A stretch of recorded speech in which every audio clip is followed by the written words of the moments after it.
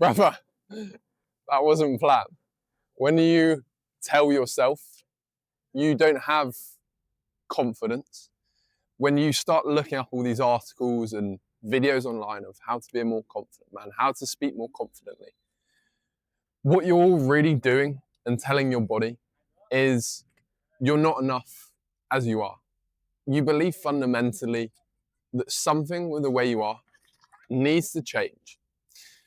And here's the distinction that I realized in my life. I was that guy as well. I was always looking for how to be more confident with women, how to speak more confidently, all these things. And the truth is, you need to realize that every time you do that, you're reinforcing this belief. I am not enough. I am not enough. I need to be more confident to be able to make it in this life. I need to be more confident to achieve these things. The thing is that I've realized is it's about understanding that within your body, you have fear, let's say. You have fear when you're going public speaking or you're going to approach a girl, making calls for your business. This fear is always there at some level. The difference though between yourself and someone who's confident is the confident person will accept the insecurity, they accept it comes up, but learns that they don't need to trust it and it actually doesn't need to affect their performance or how a situation goes. They accept that this is part of the process, that when you go public speaking, you should feel some fear, you should feel some anxiety, you should feel some nerves.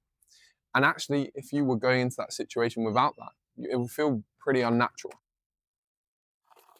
So the next time you go into a situation and believe you need to be more confident to handle it, I want you to think about it slightly differently.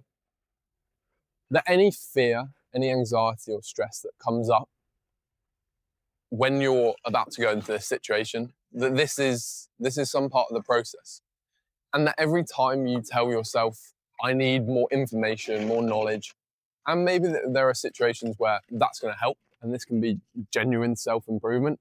But I think so much of the time we take this advice on because we think that confidence means always internally feeling like you're in control, like you can handle things.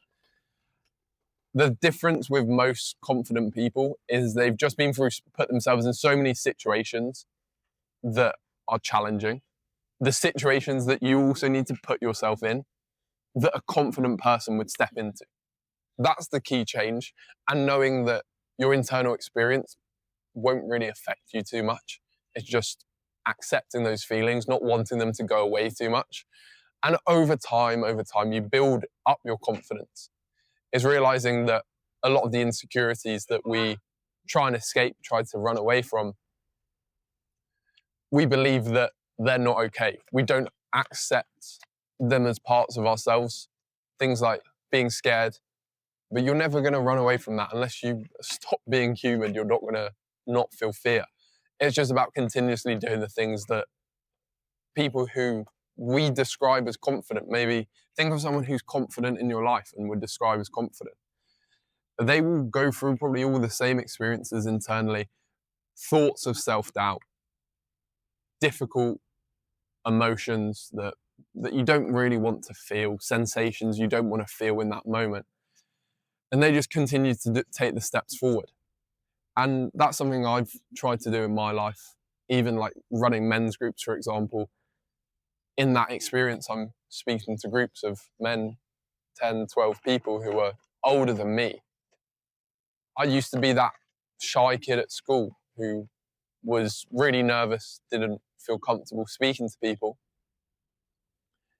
wasn't comfortable public speaking. And actually, I've done about 150 meetings. Still, I feel those nerves, anxiety sometimes, that sense, a little bit of dread, because I'm a bit nervous about what I'm about to do. And also what that shows is it matters to me, it's important. So when you're next in that situation where you feel you need to research more, you need to find out how to be more confident, you need to practice your skills at home, I think all this stuff can help, but do it from a place of feeling like nerves anything, any anxiety, any fear. This is part of the process for you.